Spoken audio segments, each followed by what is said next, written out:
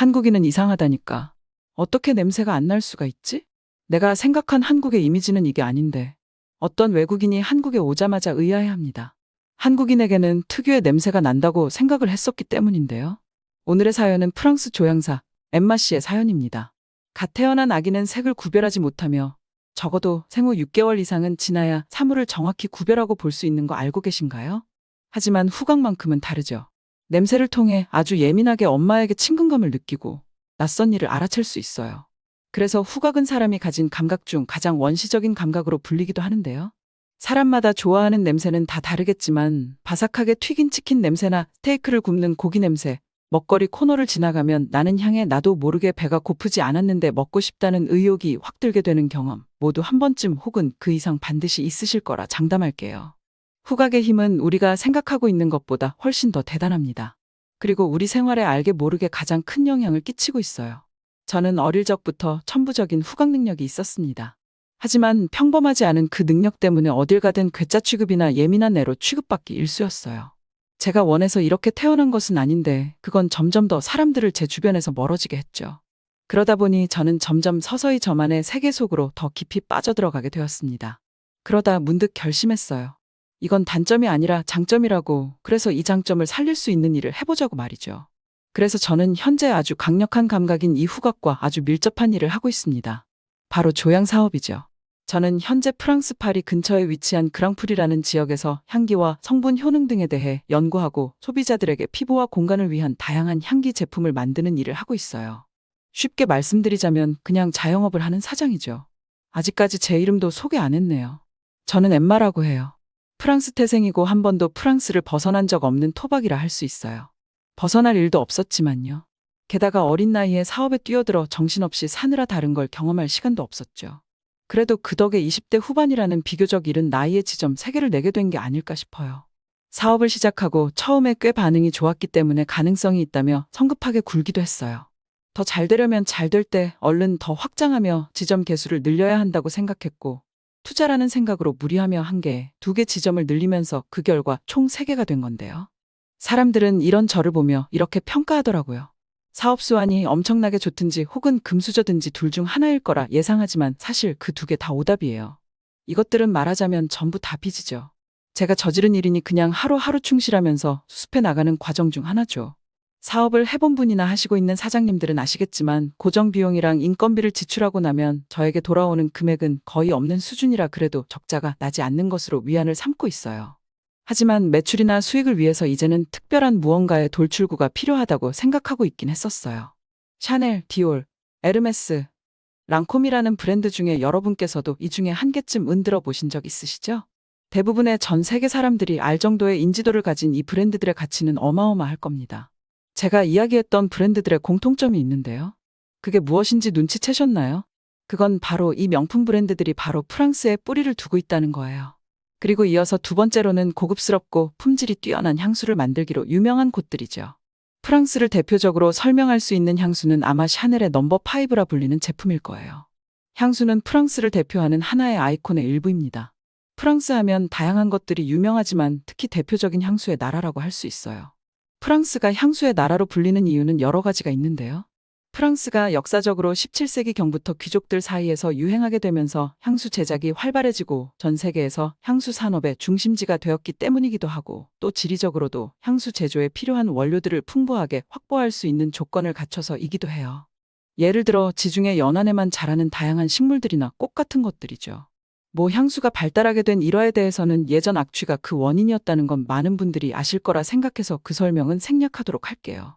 이처럼 향수의 나라라 대표적으로 불릴 정도인 프랑스에서 향으로 새로운 시장을 개척하는 일이 어디 쉽겠냐 하지만 저는 모든 일은 다 어렵다고 생각하는 편이었고, 그런 생각으로는 아무것도 할 수 없다고 여겨서 이 사업을 시작하게 되었죠. 그렇게 따져보면 수없이 창업되는 음식점이나 카페의 경우는 다 성공할 수 없게요. 그러니 시작도 하기 전에 걱정하는 건 좋지만 포기부터 해버리는 건 좋지 않다고 생각해요. 우리 회사는 밤 형태의 고체 향수를 주력해서 만들고 있어요. 고체 향수라는 걸 처음 들어보셨거나 아직 익숙하지 않으신 분도 있겠지만, 고체 향수는 액체와 다르게 말 그대로 딱딱한 향수라고 생각하시면 됩니다. 일반적으로는 크림이나 왁스 형태의 밤으로 되어 있고 손가락으로 터치하거나 립밤처럼 원하시는 곳에 바르실 수 있죠. 이런 형태의 향수는 휴대하기 편한 캐리업을 하다는 장점이 있을 뿐만 아니라 액체 향수처럼 증발되거나 가지고 다닐 때 셀 걱정에서 자유로울 수 있어요. 이거 한번 당해보면 진짜 짜증나거든요. 향수가 결코 싼 금액은 아니니까요. 고체 향수는 그래도 액체 향수보다 향기가 오래 유지되는 편이라 최근에는 점점 인기가 날로 높아지고 있는데요. 고체 향수의 매력은 사용자의 체온에 따라 반응하기 때문에 더욱 잘 퍼지게 느껴지기도 하는 다양한 장점을 가지고 있어요. 그 때문에 유명 브랜드들에서도 고체 제품을 계속해서 내놓고 있죠. 그리고 옷에 뿌리는 용인 드레스 퍼퓸이나 공간에 뿌리는 용인 룸 스프레이나 디퓨저, 캔들까지 다양하게 넓혀가고 있는 추세예요. 저는 기존 명품 브랜드들과 차별화를 위해 가장 자연 친화적인 본연의 향을 내고 천연 원료를 사용하는 제품을 만들려고 노력해요. 사람에게 쓰여지고 사람이 머무는 공간을 채울 향기이기에 결국에는 사람을 위해 향하고 있어야겠다고 생각했기 때문에 몸에 좋지 않은 재료는 최대한 지양하고 있어요. 이런 향을 만드는 직업을 지칭해 조향사라고 부르는데요. 보통 여러 가지 향료를 섞어 새로운 향을 만들거나 제품에 향을 덧 입히는 일을 해요. 조향은 생각보다 복잡한 단계를 거쳐요. 향수나 디퓨저처럼 향기를 나게 하는 건 단순히 좋은 냄새를 내는 것 이상의 의미를 지니고 있어요. 이건 예술적으로 나만 낼 수 있는 향기라는 레시피를 만들어내는 요리사 같기도 하죠. 혹은 그 공식을 만들고 풀어가는 수학 문제 같기도 하며 특유의 미적인 가치도 담아낼 수 있는 미술과도 같아 저는 제가 하고 있는 일이 마치 종합 예술처럼 느껴져요. 제 장점을 최대한 살릴 수 있어서 다른 사람보다 훨씬 더 미세하게 작업할 수 있었어요. 조향의 가장 첫 단계는 사용할 사람의 연령, 성별 등을 고려해 만들고자 하는 향수의 이미지와 그 타입을 결정해야 합니다. 그 다음으로는 그에 어울리는 어코드에 맞춰 향수를 제조하는데요. 어코드란 향기를 발하는 개개의 물질이나 몇 가지를 조합해 조화를 이루는 기본적인 단위를 말하는 겁니다. 그 다음에는 그 향료들의 향을 맡은 후 향료명과 향의 특징을 기록하는 단계를 거쳐요. 이와 같은 과정을 올팩션이라 말해요. 모든 감각을 코에 집중시키고 그 향의 이미지를 잡아내는 올팩션을 마친 후에는 원하는 향을 골라 그 향들의 비율을 설정하는 조향 차트를 작성하면 되는데요. 이 조향 차트를 가지고 실험을 몇 번을 거치게 됩니다. 여기서 실험을 하는 이유는 처음부터 향수의 향을 정확하게 예측할 수 없기 때문이에요. 그래서 조향 차트 단계에 결정된 비율을 바탕으로 향료들을 섞은 후 그 향을 맡은 후 향까지 확인해서 전체적인 균형을 확인하는 거죠. 이 부분이 가장 어렵고 중요한 단계예요. 여기선 다시 가장 첫 순서로 돌아가 처음에 생각했던 이미지와 지금 향의 이미지가 부합한지 실험을 진행해요. 섬세한 후각과 섬세한 손놀림이 필요하죠. 향을 만드는 게 단순하게 생각되셨다면 그건 정말 오산일 거예요. 제 사연이 생각보다 흥미로우실 수 있어요. 유용하실 수 있으니 몇 가지 기본적인 걸 더 말씀드려 볼게요. 향은 그냥 딱 한 가지 향이 있는 것이 아니라 향도 구조가 있어요. 즉, 향이 퍼지는 단계가 있는데요. 향이라고 쭉 같은 향이 나는 것이 아니잖아요. 처음에 느끼셨던 향과 조금 시간이 지난 다음에 느끼시는 향은 같은 향이 아니라는 걸 쉽게 아실 수 있으실 건데요. 그 구성 요소들을 간략하게 설명해 볼게요. 아마 알고 계시면 꽤나 도움되실 거예요. 우린 이 구조를 노트의 단계로 나눠 표현합니다. 향 용어에서 노트란 글씨를 메모하는 노트가 아니에요. 뭐 스펠링은 똑같지만 전혀 다른 뜻을 가졌죠. 노트라는 영단어는 음표라는 뜻도 가지고 있는데요. 음악도 완성이 되려면 여러 개의 음표가 조화롭게 구성되어야 되는 것이 마치 향이 만들어지는 것과 같아 노트가 음표와 같은 뜻으로 사용되고 있어요. 즉, 노트는 시간에 따라 달라지는 후각적 느낌이나 인상이라고 생각해 주시면 될 것 같아요. 그 단계에 대해 설명해 드리자면 보통 우리가 향을 처음 뿌리거나 개봉했을 때 딱 느껴지는 향을 탑노트라 부르는데요. 그 향 종류로는 시트러스, 허브, 그린 계열이 있어요. 여기서 시트러스는 귤 같은 과일류를 의미하는데 그 뜻처럼 풋풋하고 싱싱하고 청량감 있는 자몽, 오렌지, 레몬, 유자 같은 산뜻한 향이라 생각하시면 될 것 같아요. 이 시트러스 향이 남녀노소 보통 가장 호불호 없게 좋아하시는 향 중 하나예요. 탑노트는 보통 15분 정도 유지되죠. 이 향에 대해 처음 느끼는 첫인상을 심어주는 중요한 단계라 할 수 있어요. 탑노트가 은은하게 발향되고 난 뒤 사라지면 등장하는 단계는 바로 가장 중요한 중심부 역할을 해주는 미들 노트입니다. 1시간에서 많게는 4시간 정도의 단계인데요. 여기에는 알데히드, 플로랄, 스파이시, 프루티, 애니멀 등으로 구성되어 있어요. 미들 노트가 바로 향수에서 가장 핵심이 되는 단계라고 할 수 있죠. 그리고 마지막까지 남는 일명 잔향이라 생각하시면 되는 라스트 노트 단계가 있습니다. 이 단계에서는 4시간에서 많게는 하루까지도 지속되는데 이는 개개인마다의 사람의 체취와 온도에 따라 다른 향으로 표현되기도 지속 시간이 다르기도 해요. 이 마지막으로 남는 향은 발사믹, 파우더리, 우디, 모시 계열 등이 있죠. 생각보다 꽤 복잡하고 세분화되어 있죠? 향을 만든다는 건 정말 어려운 일이라 매번 공부를 하고 새로운 것들에 대해 계속 배워야 합니다. 생각보다 단순하고 쉬운 일이 아니에요. 아마 해보시면 왜 향수가 결코 싼 값을 받을 수 없는지 이해하시는 데 도움이 되실 거예요. 저는 평범한 감각을 지닌 사람들이 맡을 수 있고 알아챌 수 있는 것보다 훨씬 더 광활한 후각을 맡을 수 있어요. 그래도 제 나름 적성과 장점을 최대한 살려 사업으로 잘 해내고 있었기에 꽤 만족스러웠어요. 돈을 많이 벌진 않았어도 사업이 퇴보하고 있지는 않으니 그것만으로도 선방하고 있다고 생각하기로 했죠. 종종 사업을 하면서 힘든 일들은 계속해서 찾아왔어요. 그때마다 세상에는 편하게 공짜로 얻어지는 것들은 없다고 생각하며 제 마음을 다잡았어요. 인생의 모든 것은 쉽게 얻어지는 게 없고 특히나 소비자들을 대상으로 물건을 판매하는 일을 한다는 게 얼마나 만만치 않은 일인지 사업의 경험이 쌓일수록 절실히 느꼈거든요. 업체를 꾸려나가는 일은 좋은 일 한 번에 나쁜 일 두세 번 이렇게 번갈아 가며 오곤 했던 것 같아요. 그때는 나쁜 일이 다가올 차례였나 봅니다. 어느 날 저희 회사 제품 리뷰를 보게 되었습니다. 그런데 그 내용이 저희 제품을 선물 받았는데 정말 별로였다는 리뷰였죠. 당연히 모든 사람이 좋아하는 제품을 만들 수는 없다는 건 아주 기본적인 개념이라 알고 있었지만 신랄하게 비판된 내용을 보니 괜찮지가 않더라고요. 제 마음속엔 점점 욕심이 생겼어요. 우리 제품을 더 많은 사람들이 좋아하는 제품이었으면 좋겠다고 말이에요. 그래서 저는 이 위기를 헤쳐가기 위해 직원들과 회의를 했습니다.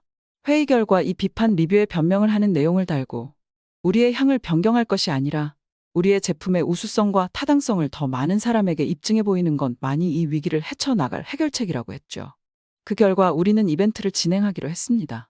그러면서 협찬도 적극적으로 하기 시작했죠.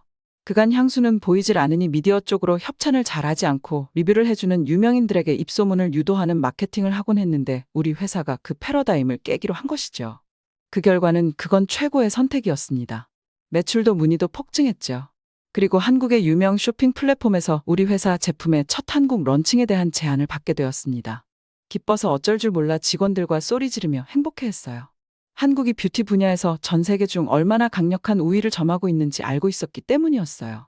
오죽하면 뷰티 제품 종사자들은 한국 소비자를 사로잡으면 그건 즉 전 세계 사람들을 사로잡을 수 있는 지름길이라는 여기는 분위기가 있습니다.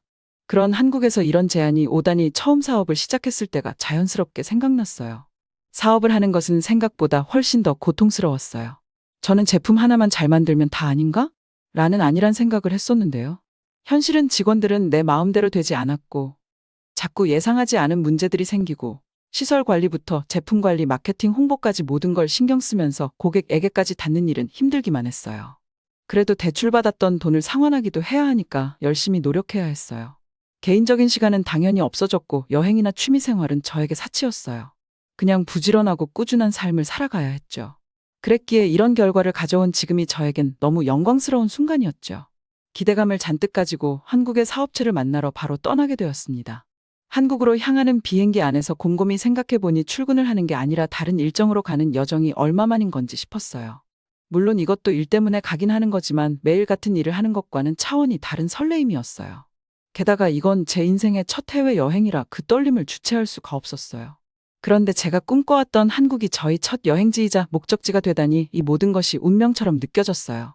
긴 시간 여행이 처음이라 솔직히 좀 힘들고 답답하기도 했는데 그마저도 지금 글을 쓰면서 생각해보니 또 그립네요. 결국에 도착한 대한민국, 내려서 인증샷부터 찍었어요. 그런데 한국에 오는 길에 비행기에서도 한국 공항에서도 느낀 거지만 한국 사람들은 제가 보이게 특이하고 독특해 보이는 문화가 있었어요. 한국 사람들은 그 누구도 시끄럽게 통화하거나 공공장소에서 큰 소리를 내는 비매너적인 사람이 없었어요. 그래서 저도 같이 매너를 지키게 되더라고요.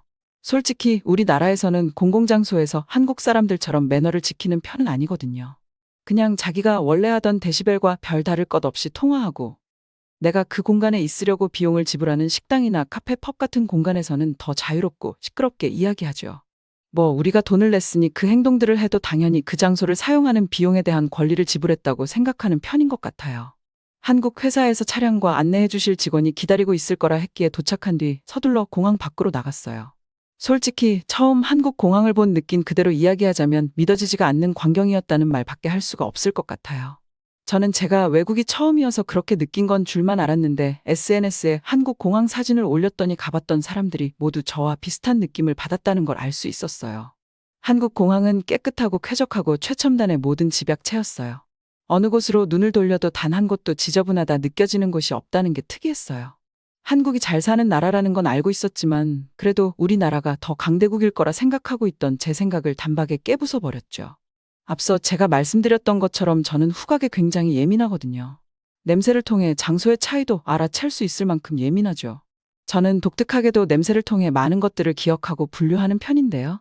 프랑스에 와보신 분들이라면 아실 수도 있지만 우리나라에서는 한국 같은 환경이나 냄새를 맡는 일이 정말 굉장히 너무 매우 심각하게 드문 일이라는 걸 아실 거예요.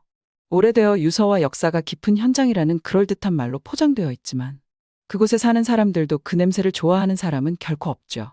그런 표현하기 어려운 눅눅한 냄새가 아니라 사람이라면 당연히 좋은 냄새를 좋아하기 마련인데 한국의 공항이 그랬죠. 그때까지도 공항은 나라에서 가장 중요하게 여기는 시설 중 하나이기 때문에 특별히 그렇다고 생각했어요. 하지만 저는 곧 한국은 공항뿐만 아니라 어디도 그렇다는 걸 단 하루 만에 깨닫게 되었어요. 저는 공항으로 마중 나와 주신 직원과 반갑게 인사를 나눴어요. 그녀 이름은 수아라고 했고 유창한 프랑스어로 저를 맞아주었죠. 그녀는 해외 세일즈 팀인데 5개국어나 할 수 있는 능력자였어요. 저는 우리나라 말 빼고는 영어도 잘하지 못해서 여행이 두려운 이유이기도 했는데 유창한 수아 덕분에 긴장과 걱정을 조금 내려놓을 수 있었어요. 가장 먼저 서울로 향해 회사로 가 담당자와 미팅을 하고 며칠간 런칭을 하기 위한 다양한 판매 및 홍보 계획을 수립하기로 했죠. 몇일은 타이트하게 회의에 참석해야 했어요. 컨셉팀과 회의를 마친 후 영상과 디자이너팀, 그리고 제품 안전 확인을 위한 절차도 마쳐야 했어요. 제가 그 일주일밖에 비울 수가 없었기에 원래는 그렇게 일정을 맞추기 어려운 팀에서도 저를 위해 최대한 유연하게 일정을 맞춰주셨죠. 그래서 비록 새벽이나 좀 늦게 회의 시간이 정해지긴 했어도 제 일정에 꾸역꾸역 모든 걸 맞춰준 한국 회사에 감사할 뿐이었어요. 빡빡한 일정만 마치면 이틀 정도는 한국을 돌아보고 관광할 수도 있어 그날만을 기다리며 열심히 임해야겠다 다짐했어요. 서울로 향하며 마주한 한국의 모습은 생각했던 것보다 훨씬 더 멋있었어요. 미디어나 영화, 콘텐츠들에서 한국에 대한 걸 자주 접했지만 실제로 본 감동과는 비교가 되지 않았죠. 서울에 들어서니 도로 옆으로 반짝거리는 한강 옆을 달려가는데 사진으로 얼마나 남겼는지 프랑스와는 전혀 다른 이국적인 모습에 단숨에 반해버렸죠. 그렇게 시간 가는 줄 모른 채 구경하니 한국 회사에 도착을 하게 되었습니다. 수아의 안내를 받아 친절한 직원들을 만나 반갑게 인사를 하고 계약과 약관에 대한 인터뷰와 회의를 마쳤어요. 고민할 것도 없이 저는 바로 계약서에 사인을 했습니다. 간단하게 즐거운 식사 시간을 마치고 일정이 빠듯하니 바로 컨셉 회의가 이어지게 되었어요. 한국 회사에서는 저희 회사가 자연 친화적이고 자연 본연의 향을 내는데 큰 장점을 봐준 거였어요. 달콤하고 강렬한 향기를 좋아하는 분들은 우리 회사의 제품을 별로라 하시는 분도 종종 봤었기에 속상한 마음이 들기도 했었는데 드디어 알아봐주고 있다는 사실에 그 순간은 좀 울컥하더라고요. 계속해서 사람들을 위한 좋은 제품을 만드는 걸 소홀히 하지 않았던 제 스스로가 대견했어요. 사실 저희 방법은 회사의 수익률을 덜 가져다 주는데요. 아무래도 몸에 좋은 것들로만 선별해 사용하기 때문에 재료비가 많이 들 수밖에 없거든요. 그래서 종종 저를 아는 사람들은 다른 방향으로 사업을 조금 각도를 변경해보는 것이 어떻겠느냐고 이야기하기도 했었지만 제가 고집을 피우고 수익이 안 나더라도 제품의 퀄리티를 유지해왔었거든요. 그런데 그걸 이렇게 큰 한국 회사에서 알아봐줬다는 게 정말 큰 기쁨이었죠. 첫날 회의를 마치고 그 다음 날은 광고 회의, 또 그 다음 날은 지면 촬영 이야기, 또 그 다음 날은 홍보와 판매 방향에 대한 회의가 이어졌어요. 고된 일정이었지만 그래도 힘을 내게 했죠. 몇 일간 한국에 머무르면서 대중교통을 이용해 호텔에서 미팅 장소로 이동하곤 했는데요. 새벽 5시 반에도 지하철을 탈 수 있었고 밤 12시 40분에도 탈 수 있었다는 게 믿겨지질 않았어요. 그래서 저는 셋째 날에 수아에게 이상해서 한국은 지하철이 24시로 운행하는지 물었죠. 그러자 수아는 웃으며 그런 질문을 처음 받아보다고 아니라고 하더군요. 게다가 한국 사람들은 어떤 시간에도 이용하는 이용객이 꽤 많았어요. 아침에는 모두 말끔한 차림으로 부지런하게 출근했고 밤 늦었을 때는 술이 취해 보이는 여성들도 지하철을 이용하는 걸 목격했죠. 이건 프랑스 사람들에게 충격적인 광경일 수밖에 없어요. 원래도 소매치기가 많이 발생하는데 이렇게 늦은 시간에 게다가 술을 먹은 승객이라면 무조건 200% 타깃이 되거든요. 하지만 한국은 오히려 졸던 승객에 떨어진 물건을 주워주고 주머니에서 심지어 떨어질 것 같은 지갑이나 휴대폰을 툭툭 쳐서 알려주는 모습도 봤어요. 한국 사람들은 과다하게 친절해서 부담스럽게 하는 것도 아니라 담백하고 무심한 듯하면서 또 섬세하게 타인을 위하는 특이한 문화를 가지고 있더군요. 그리고 역시나 대중교통에서는 조용했고 그 누구도 남에게 민폐를 끼치지 않았죠. 한국을 돌아다니는 동안 느낀 건 저처럼 예민한 사람이 돌아다니면서도 단 한 번도 그 장소에서 나는 특유의 악취 때문에 인상을 쓸 일이 발생하지 않았다는 거예요. 이건 저에게 정말 신기하고 생소한 경험이었어요. 한국은 어딜 가나 쾌적하고 악취는커녕 특유의 즐거운 냄새들을 맡는 재미가 있었어요. 실제로 프랑스를 돌아다녀 보면 악취가 나지 않는 평범한 곳을 찾기가 어려울 정도입니다. 아마 특급 호텔 정도 빼고는 거의 못 맡아본 것 같아요. 오래된 것들에서 나는 그 특유의 냄새를 참아내야 해요. 하지만 한국은 전혀 달라더요. 지나가는 사람들에게 저마다 나는 향기도 얼마나 개개인을 잘 관리하고 있는지 느껴지는 향이 많았죠. 한국 음식에서 나는 냄새는 단연 독보적이었어요. 원래도 한식이 대단히 맛있다는 점과 미적으로도 뛰어나다는 걸 잡지에서 읽은 적이 있었어요. 그런데 향은 맡아보질 못했으니 한국에 와서야 비로소 갓한 한국만의 쌀밥 향을 맡아보게 된 거죠. 사람을 기분 좋게 포근하고 몽실하게 만드는 그런 냄새였어요. 우리는 주식이 빵이기 때문에 그런 냄새를 맡아볼 수 있는 경험이 없었거든요. 게다가 한정식 집에서 맡은 다양한 반찬들의 냄새는 더 기가 막혔어요. 보통 서양의 음식에서는 기름, 버터 향이 베이스가 되곤 하는데요. 한국에서는 그런 리치한 느낌과는 전혀 다른 싱그럽고 신선한 향이 났어요. 특히 나물이라 부르는 그 음식은 잊지 못할 것 같아요. 마치 꽃이나 허브를 입안에 가득 무는 체험 같았거든요. 게다가 한국의 전통 소스라 부르는 참기름과 들기름의 향은 잊을 수가 없이 강렬해서 5개씩 구입하고 말았죠. 소중한 사람들에게도 선물하고 집에서 아주 아껴 먹으려고요. 저는 한국에서 지내면서 한국이라는 곳이 저에게 어떤 냄새의 기억으로 남게 될지 알아챌 수 있었어요. 여러분께서는 사람이 특별한 순간을 기억하게 할 때 감정을 자극하는 역할을 하는 게 향기로 가장 빠르게 전달된다는 거 알고 계신가요? 문득 어떤 냄새를 맡았을 때 그 순간이 동시에 떠오르거나 누군가의 얼굴이 놀라운 반응 속도로 생각나는 것처럼요. 냄새, 채취, 향기라는 건 아주 놀라운 힘을 가지고 있어요. 사람과 뗄래야 뗄 수 없는 거라고 생각해요. 예전에 미국의 한 광고회사에서 진행했던 흥미로운 조사 결과를 본 적이 있었어요. 컴퓨터나 스마트폰 같은 디지털 휴대장치 사용과 후각들 중에서 딱 한 가지만 할 수 있고 다른 한 가지는 무조건 평생 못한다고 포기해야 한다면? 이라는 설문조사를 진행했는데요. 16살부터 22살의 응답자 10명 이상은 후각을 포기한다고 했더군요. 사람들에게 후각은 스마트폰보다 불필요한 존재로 인식하는 사람이 꽤 많다는 반증이라 굉장히 놀랐던 기억이 있는데요. 후각은 굉장히 중요한 감각기관이지만 사람들은 미처 후각이 얼마나 중요한지는 망각한 채 살고 있어요. 예전에 고대 로마의 철학자이자 시인인 루크레티우스가 후각의 원리에 대해서 생각했대요. 음식에서 빠져나온 냄새 원자들이 각기 다른 냄새와 모양새를 가졌는데 코 속에 딱 맞는 모양에 들어가면서 냄새로 인지된다고 말했다고 말이에요. 조금 귀여운 생각처럼 들리시나요? 지금 들으면 웃긴 상상처럼 들릴 수도 있겠지만 실제로 우리가 후각을 맡는 원리와 꽤 유사해요. 냄새를 맡을 수 있는 것은 냄새에서 제공하는 휘발성 미립자가 공기 중에 섞여 코 속으로 들어가면 후각의 상피세포를 자극하게 됩니다. 후각 상피세포는 코 안의 점막에 있는 일종의 센서라고 보시면 되는데요. 후각 상피세포에는 후각 수용체가 있는데 인간은 천여 개나 가지고 있거든요. 이 후각 수용체는 대뇌 안쪽에 있는 변형계라는 곳까지 영향을 줍니다. 변형계라는 곳은 인간의 뇌에서 기억과 감정을 관장하는 부위거든요. 그래서 우리가 어떤 향을 맡으면 단순히 향만 맡고 느끼는 것과 아니라 특정한 향이라면 그 냄새에 얽힌 감정이나 기분 그리고 기억도까지 연상되어 떠오르게 되는 거예요. 인간의 몸에서 각각의 수용체들이 경험 때문에 반응하는 냄새 입자를 기억하는 건데요. 즉 냄새에는 기억이 함께 동반된다고 생각하시면 쉽죠. 그래서 저는 아마 한국을 기억할 때 이 냄새도 함께 동반될 거예요. 당연히 좋은 기억으로 남을 수밖에 없겠죠. 냄새가 가진 기억의 힘은 생각보다도 정말 강해요. 그래서 익숙한 냄새를 기억하기 때문에 김치 냄새를 외국인이 맡기 어려워하고 한국 사람들은 괜찮은 것도 그 원리라고 보시면 됩니다. 후각은 인간의 그 어떤 감각보다 문화, 사회, 기억, 추억과 밀접하게 연관된 감각이라 생각해요. 그런 후각적으로 느꼈을 때 한국은 정말 좋은 기억을 줄 도시였어요. 커뮤니티에서 한국 사람들에게 마늘 냄새가 난다고 들었었는데 저는 전혀 그런 걸 느끼지 못했어요. 오히려 그런 느낌은 프랑스에서 다른 인종에게 더 느꼈었죠. 어떤 인종이라 밝히긴 그렇지만요. 후각이 매우 예민한 외국인이 한국에 처음 와서 맡아본 결과 단호하게 말씀드릴 수 있는 건 한국 사람들에게서 마늘 냄새가 난다는 건 거짓말이라고 이야기하고 싶어요. 전혀 단 한 번도 느껴보질 못했거든요. 특히 한국의 교보 문고라 불리는 대형 서점에 들어갔을 때 서점에서 향기가 나는 걸 보고 굉장히 강렬히 기억에 박혔던 게 생각나네요. 서점에 들어갔을 때 우리는 흔히 무슨 냄새가 날 것이라 생각을 하진 않는데요. 한국의 서점은 향기뿐만 아니라 가습기에 청정기까지 수시로 곳곳에 두어서 향기가 그 공간을 가득 채워주었었죠. 책을 찾고 읽고 고르는 일은 다른 쇼핑에 비해 더 시간이 걸리는 상품인데 그 시간들을 기분 좋은 기억으로 채워준다는 점에서 많은 걸 깨닫게 되었어요. 한국은 단순히 상품을 파는 것이 아니라 그 공간에 머무는 사람들을 위해 향기로까지 채워 공간에 대한 체험형 장소를 활발하게 적용하고 있다는 걸 알았어요. 머물고 싶은 공간을 만드는 게 물건을 파는 사람의 입장에 가장 큰 첫 번째라는 걸 한국 사람들은 간파한 거죠. 사업을 하는 입장으로 정말 큰 깨달음을 얻게 되었던 점이었습니다. 한국에서의 타이트한 일정들을 무사히 마치고 다시 프랑스의 일상에 복귀했어요. 돌아오는 발렌타인데이에 맞춰 런칭되기로 했는데 걱정 반 기대 반이네요.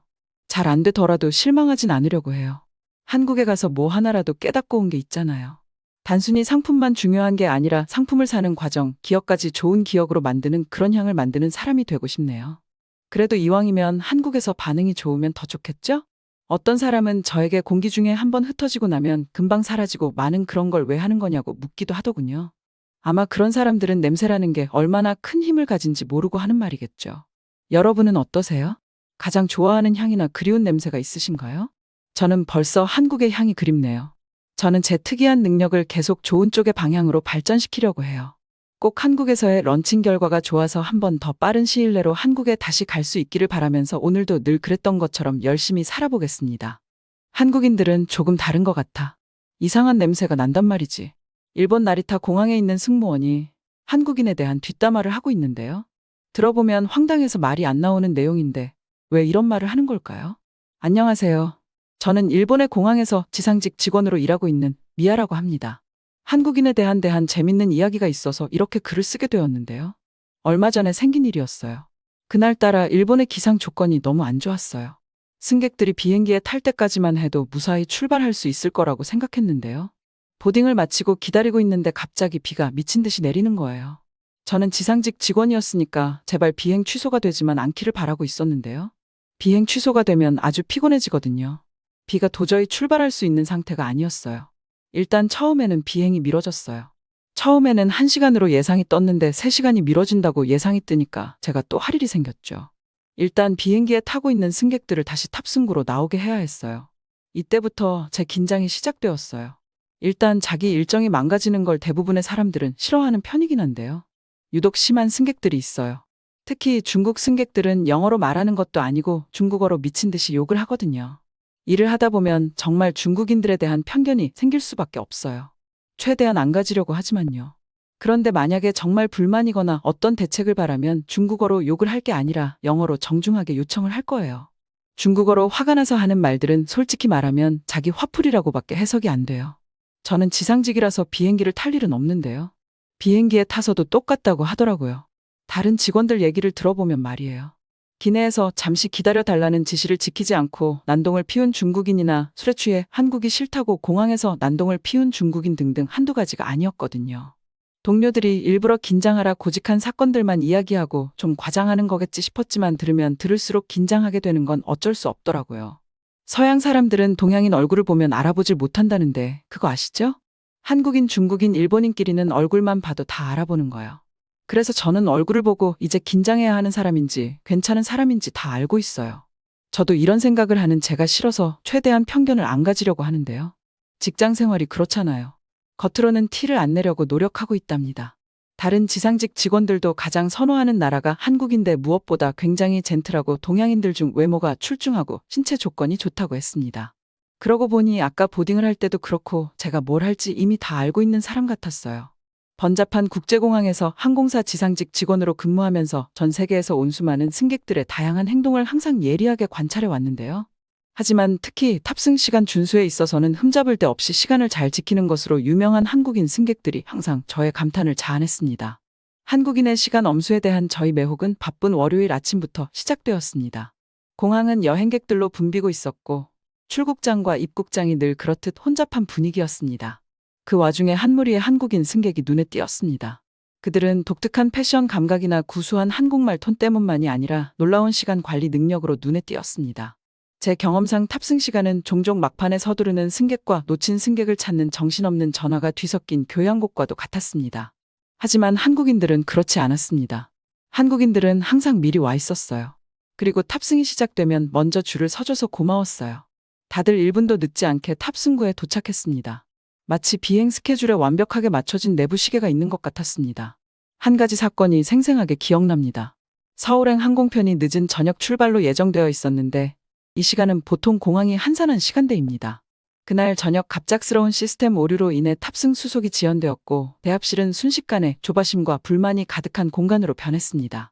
처음에는 3시간만 연착이 됐어요. 그런데 재밌는 점이 있었어요. 연착이 됐다는 얘기가 들리자마자 비행기에서 나온 사람들을 봤는데 한국인들이 제일 먼저 나왔어요. 심지어 옆에 캐리어를 다 끌고요. 캐리어가 거의 키링인 줄 알았어요. 우르르 나오는 모습들이 귀여웠어요. 그 뒤로는 저를 절망적이게 만든 방송이 있었어요. 오늘 비행기가 뜨지 못한다는 얘기였죠. 저는 그때부터 마음이 급해졌어요. 연착이 3시간에서 무기한 대기로 길어지자 중국인 승객들은 화를 미친 듯이 내기 시작했어요. 한국인 승객들은 눈치를 보기 시작했고요. 저는 한국분들끼리 단체로 이의를 제기할까봐 엄청나게 긴장한 상태였습니다. 하지만 그런 게 아니었어요. 어디에서 쉴 수 있나 눈을 굴리는 거였어요. 저는 그때부터는 급해서 미안한 한국인들이 조용히 대화를 나누며 가끔씩 웃고 고국에서 가져온 간식을 나눠 먹는 모습을 발견했습니다. 한국 문화에 깊이 뿌리내린 이러한 음식 나눔 관행은 낯선 환경에서도 서로를 위로하고 공동체를 형성하는 방식입니다. 뭔가 요청하는 것도 굉장히 젠틀했고요. 어쨌든 저는 일을 하러 가야 해서 빠르게 결항된 비행기표 대신 빠르게 대체 항공편을 마련하러 가야 했어요. 빠르게 대체 항공편을 마련해 온 뒤에 승객별로 비행기표를 배부해야 했는데요. 문제가 생겼어요. 너무 다양한 나라의 언어로 되어 있어서 제가 영어를 읽는 게 좀 늦었나 봐요. 한국인 어른 남자분이 다가오시더니 한국 여권을 다 수거해 갔어요. 그리고 본인이 나눠주겠다고 했죠. 다양한 국적의 승객들에게 새 항공권을 신속하게 발권해야 했는데 여러 언어가 사용되기 때문에 이 작업은 더욱 복잡해졌습니다. 영어 독해에 다소 어려움을 겪고 있는 저로서는 벅찬 도전이었습니다. 이 혼란 속에서 저는 점점 더 좌절감과 무력감을 느꼈습니다. 승객들의 줄은 끝이 없어 보였고 승객들의 조바심은 점점 커져만 갔습니다. 모든 승객이 올바르게 탑승할 수 있도록 티켓 하나하나를 신중하게 처리해야 했고 언어 장벽은 복잡성을 더했습니다. 막막함을 느낄 때쯤 예상치 못한 일이 벌어졌습니다. 키가 크고 침착한 한국인 남성이 제 책상 앞으로 다가왔습니다. 그는 긴장된 주변 분위기와는 대조적으로 차분한 분위기를 풍겼습니다. 그는 정중하게 인사를 건네며 분명하지만 악센트가 있는 영어로 자신을 소개했고 자신이 돕고 싶다고 설명했습니다. 그는 유창한 한국어로 줄을 선 승객들의 한국 여권을 모두 수거했습니다. 저는 그가 여권을 효율적으로 정리하고 제가 제공한 승객 명단과 상호 참조하는 모습을 놀랍게 지켜보았습니다. 그의 행동은 체계적이고 정확했으며 여권 하나하나를 존중하고 조심스럽게 다루었습니다. 제가 직원이 아니라 그분이 직원인 것 같았어요. 다른 승객들은 좌절감에서 호기심 그리고 감탄으로 바뀌는 표정으로 조용히 지켜보았습니다. 그 한국 남자의 솔선수범은 저에게 도움이 되었을 뿐만 아니라 상황의 질서와 평온함을 가져다 주었습니다. 그는 한국인 승객 한 명 한 명에게 표를 나눠주며 유창한 한국어로 변경 사항을 설명했습니다. 그는 친절하고 인내심 있는 태도로 승객들의 질문에 답하고 안심시키는데 시간을 할애했습니다. 심지어 영어 이름도 한국인 승객들이 아주 빠르게 불러서 전달해줬어요. 정말 공장 같았어요. 이러한 그의 친절과 리더십은 깊은 감동을 주었습니다. 특히 스트레스와 불확실성의 시대의 공동체와 협업의 중요성을 생생하게 일깨워 주었습니다. 언어와 문화의 장벽을 뛰어넘어 기꺼이 나서서 도움을 준 한국인 남성의 행동은 공감과 연대의 교훈을 보여주었습니다. 마지막 한국인 승객이 그 남성에게 감사의 인사를 전하고 탑승구로 향하는 순간 저는 깊은 감사를 느꼈습니다. 낯선 사람들이 함께 모여 서로를 돕는 이런 순간이 저와 같은 고된 일을 가치 있게 만들어준다는 것을 깨달았습니다. 저는 감사 인사를 전했더니 딸 같아서 그랬다고 하면서 수고하라고 정중하게 웃어주셨어요. 항공사에 불평불만을 표시할 줄 알았는데 저희 사정을 이해해 주셔서 너무 감동스러운 순간이었습니다. 그 비행기의 대체 항공편은 다음날 아침이었는데요. 아침에 출근을 하다가 저는 깜짝 놀랐어요. 한국인 승객들이 누구보다 편한 자리에서 다 같이 쉬고 있었거든요. 결항된 항공편의 여파는 밤새도록 이어졌고 대체 항공편의 물류에 대한 걱정으로 머릿속은 계속 복잡했습니다. 예상보다 빨리 찾아온 아침은 안도감과 긴장감이 뒤섞인 채로 찾아왔습니다. 터미널을 통과하며 그날의 과제를 준비하면서 전날의 혼란으로 인해 피해를 입은 승객들이 걱정되지 않을 수 없었습니다. 탑승구에 도착한 저는 놀라움과 호기심을 동시에 불러일으키는 장면을 목격했습니다. 불과 몇 시간 전까지만 해도 소란스러웠던 한국인 승객들은 이제 차분하게 좌석에 앉아 휴식을 취하고 있었는데 일반적으로 공항에 퍼져 있는 불안한 분위기와는 극명한 대조를 이뤘습니다. 이들의 침착한 태도는 일반적으로 열광적인 공항 환경과는 거의 어울리지 않는 것처럼 보였습니다. 좀 더 자세히 관찰하면서 저는 그들의 행동에서 미묘한 문화적 뉘앙스를 발견했습니다. 많은 사람들이 서로를 존중하고 배려하는 어조로 조용히 대화를 나누고 있었습니다. 다른 사람들은 책에 몰두하거나 이어폰으로 음악을 들으며 자신만의 세계에 빠져 있으면서도 주변 공간을 의식하고 있었습니다. 심지어 어떤 사람들은 앞으로의 과정과 일정을 믿으며 졸고 있었습니다. 한국인 승객들의 이러한 침착함과 조직성은 공공장소에 대한 존중과 타인에 대한 배려가 뿌리 깊게 자리 잡은 문화적 배경에서 비롯된 것이 아닙니다. 또한 자신이 통제할 수 없는 상황에 적응하고 받아들이는 능력, 즉 제가 깊이 존경하는 자질을 반영하는 것이기도 했습니다. 그들의 존재는 주변 승객들에게도 파급 효과가 있었습니다. 대합실의 전반적인 분위기는 제가 예상했던 것보다 훨씬 가볍고 긴장감이 덜해 보였습니다. 마치 한국인 승객들의 차분한 대처가 다른 승객들에게도 미묘한 영향을 미쳐 혼란스러운 상황 속에서 평온한 오아시스를 만들어낸 것 같았습니다. 탑승 시간이 다가오자 저는 한국인 승객들이 여행을 떠날 준비를 하는 모습을 지켜보았습니다. 한국인들의 움직임은 효율적이었고 행동 하나하나가 신중하고 배려심이 넘쳤습니다. 한국인들은 질서정연하게 줄을 섰고 조금 전에 여유로움이 곧바로 준비 태세로 전환되었습니다. 이상적이지 않은 상황에서도 평화와 질서를 유지하는 한국인의 능력은 문화적 회복 탄력성과 집단 정신의 증거였습니다. 3. 특히 여행의 예측 불가능성 속에서도 평정심을 유지하고 적응하는 능력은 단순한 편의가 아니라 강점이라는 것을 강력하게 상기시켜 주었습니다. 마지막 승객이 비행기에 탑승할 때 저는 성취감과 감사함을 느꼈습니다. 한국인 승객들과 함께한 경험을 통해 주변 사람들의 태도와 환경이 얼마나 중요한지를 저에게 일깨워 주었어요. 공항의 제자리에 서 있을 때 지나가는 여행객들의 북적거림은 제 일상에 익숙한 배경이 되었습니다. 공항은 다양한 문화와 행동 양식의 용광로와도 같아서 항상 매혹적인 곳입니다. 하지만 오늘 제 시선을 사로잡은 것은 제게 상당한 불편함을 주는 무언가였습니다. 다른 승객들과는 다른 모습이었어요. 수많은 승객들 사이에서 눈에 띄는 한 사람이 있었는데 바로 계속 기침을 하는 중국인 남성이었습니다. 계속되는 기침에도 불구하고 마스크를 착용하지 않았다는 사실이 저를 불안하게 만들었습니다. 최근 들어 공공장소에서의 건강과 안전에 대한 경각심이 높아진 상황에서 특히 우려스러운 일이었습니다. 심지어 그때는 코로나 때문에 난리도 아닌 시기였어요. 저는 제 위치에서 그가 군중 사이로 이동하는 모습을 관찰했습니다. 그의 기침은 무시하기 어려웠고 다른 승객들의 시선을 사로잡는 것 같았습니다. 어떤 승객은 그를 경계하는 눈빛을 보냈고 어떤 승객은 의식적으로 그의 옆을 지나갈 때 길을 넓히며 비켜서기도 했습니다. 저는 제 역할을 수행하면서 항상 문화적 차이를 이해하고 존중하기 위해 노력해왔습니다.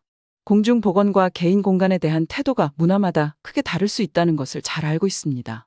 하지만 이 상황에서는 공항에 있는 많은 사람들의 안녕에 대한 저희 우려와 이러한 차이를 조화시키는 것이 점점 더 어려워졌습니다. 저는 공항 직원으로서 질서를 유지할 책임이 있었어요. 그 남성에게 다가가 자신과 다른 사람들의 안전을 위해 마스크 착용을 정중하게 제안하고 싶었습니다. 다른 한편으로는 선을 넘거나 당혹감을 줄까봐 망설여졌습니다. 이 상황은 다양하고 공공적인 환경에서 일하는 데 따르는 어려움을 극명하게 상기시켜 주었습니다. 문화적 차이를 존중하는 것과 공공의 안전을 보장하는 것 사이의 미세한 경계를 강조했습니다. 고민 끝에 저는 신중하고 존중하는 태도로 상황에 접근하기로 결정했습니다. 저는 그 남성에게 다가가 미소를 지으며 제가 가지고 있던 마스크를 건넸습니다. 말 없이도 제 메시지를 전달하고자 제스처를 통해 소통을 시도했지만 통역이 되지 않아 전달이 잘 안 될 수도 있었습니다. 그러자 그는 소리를 지르기 시작했어요. 자기를 병자 취급한다는 내용이 주된 내용인 것 같았어요. 저는 너무 위협을 느꼈습니다. 그 전까지 저에게 민원을 제기하던 공항 이용자들은 다 모른 척을 했어요. 이해는 하면서도 서러웠던 것 같아요. 그런데 그때 한국인 승객들이 수군수군대기 시작했어요. 군중의 힘이란 게 그런데요. 그리고 한국인 아저씨가 오더니 한국어로 마스크를 쓰라고 소리 질렀어요. 주변 사람들은 다 그 중국인을 이상한 눈으로 바라봤고요. 저는 정말 너무 감사했습니다. 제가 해야 할 일인데 한국인분들이 해결을 해준 거잖아요. 그러자 그 중국인 남성은 기가 죽은 태도로 마스크를 썼어요. 저는 한국인 아저씨에게 감사하다고 인사를 드렸는데요. 아저씨는 대가도 바라지 않고 그냥 자기 자리에 앉아서 다시 핸드폰을 하기 시작했어요. 저는 정말로 감사했습니다. 공항 환경을 깨끗하고 쾌적하게 유지하는데 큰 자부심을 가지고 있는 사람으로서 한국인 여행객들을 관찰하는 것은 언제나 즐거운 일입니다. 공공장소에 대한 한국인의 존중은 공항에 머무는 동안 작지만 의미 있는 행동을 통해 분명하게 드러납니다. 한 가지 사례가 생생하게 기억에 남습니다. 한 무리의 한국인 승객이 장시간의 비행으로 지친 채 막 도착했습니다. 그들은 급하고 부주의한 식습관을 가진 사람들이 자주 찾는 푸드코트로 향했습니다. 하지만 이 그룹은 달랐습니다. 그들은 제공된 쓰레기통에 재활용품을 분리하여 조심스럽게 쓰레기를 버렸습니다. 그들이 앉은 테이블에는 포장지나 쓰레기 조각 하나도 남기지 않았습니다. 보통의 번잡함과는 확연히 대비되는 양심적인 모습이었습니다. 에티켓을 지키지 않는 경우가 많은 화장실에서도 한국인 승객들의 책임감은 칭찬할 만했습니다. 다음 사람을 위해 모든 것을 깨끗하고 정돈된 상태로 남겨두는 등 세심하게 시설을 이용했습니다. 이 정도의 배려심은 매일 볼 수 있는 것이 아닙니다. 생각해보니까 공항에서의 즐거운 추억이나 보람은 다 한국인들이 만들어주는 것이었어요. 중국인 승객들도 그렇지만 미국인 승객들도 자기 자리를 안 치우는 등의 태도가 당연했거든요. 한국인들을 보면서 공공장소를 관리하는 데 있어 공동의 노력이 얼마나 중요한지 새삼 깨닫게 됩니다. 그들의 행동은 저에게 영감을 주고 더 많은 여행객들이 비슷한 접근 방식을 채택할 것이라는 희망을 갖게 합니다. 이는 청결과 존중이라는 단순한 행동이 전체 환경에 큰 영향을 미칠 수 있다는 사실을 증명하는 것이죠. 저는 정말 편견을 가지지 않으려고 노력하는데요. 각종 공항에서 사람들이 움직이는 태도를 보면 저도 모르게 자꾸 한국인들에 대한 긍정적인 생각이 들어요. 다른 나라 사람들이랑은 도통 맞는다는 생각이 안 드네요. 나름대로 국제공항 직원이라서 이러면 안 되는데 말이에요. 위에 다른 따뜻한 사연들도 있으니 꼭 시청해주세요. 구독과 좋아요 부탁드릴게요. 끝까지 시청해주셔서 감사합니다. 그럼 내일 또 만나요.